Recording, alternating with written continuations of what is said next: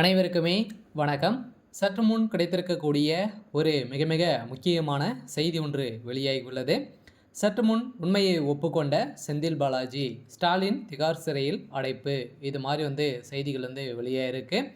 இப்போ பார்த்தீங்கன்னா, செந்தில் பாலாஜி அவர்கள் பார்த்தீங்கன்னா ஏற்கனவே வசமாக சிக்கியிருந்தார். அவர் ஏற்கனவே பார்த்தீங்கன்னா புழல் சிறையில் தான் இருந்தார் இல்லையா? ஒரு 471 நாட்களாகவே புழல் சிறை இருந்தார். இவர் சட்டத்துக்கு விரோதமான பண பரிமாற்ற வழக்கிலிருந்து சிக்கியிருந்தார்.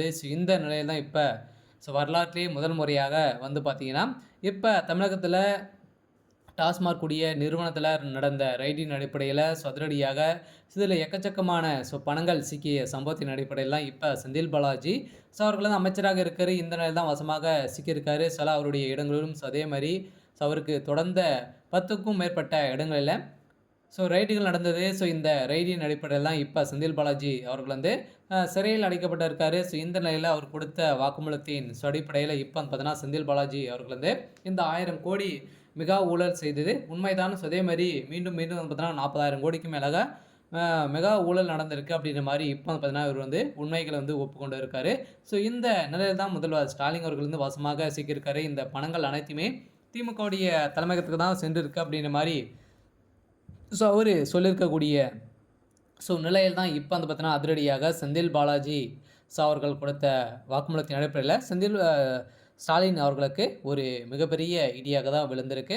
இதை பற்றி இந்த வீடியோவில் பார்க்கலாம். அதுக்கு முன்னாடி நம்ம சேனலுக்கு இப்போ தான் நீங்கள் முதல் முறையாக வந்திருக்கீங்க அப்படின்னா மறக்காமல் நம்மளுடைய சேனலை சப்ஸ்கிரைப் பண்ணி சப்போர்ட் பண்ணுங்கள்.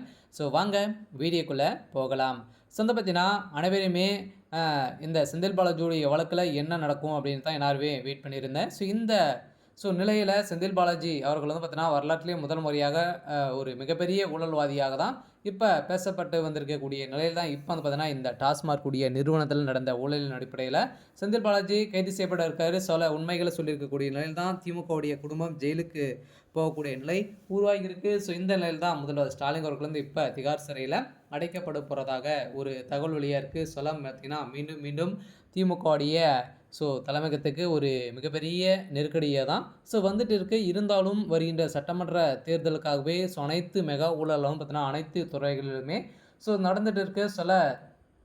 இந்த துறைகளை பொறுத்தளவுக்கு பார்த்தீங்கன்னா செந்தில் பாலாஜியை பொறுத்தளவுக்கு அதே மாதிரி எம்பி ஜெகத்ரட்சன் அவர்களும் பார்த்தீங்கன்னா வாசமாக சிக்கியிருந்தார்.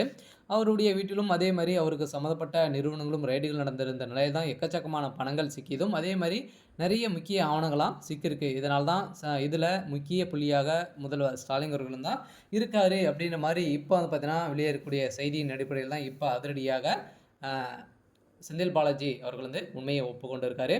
சரி, ஓகே. இன்றைக்கான அப்டேட் பார்த்தீங்கன்னா இதுதான். மறக்காமல் நம்மளுடைய சேனலை சப்ஸ்கிரைப் பண்ணி சப்போர்ட் பண்ணுங்கள். தேங்க்யூ.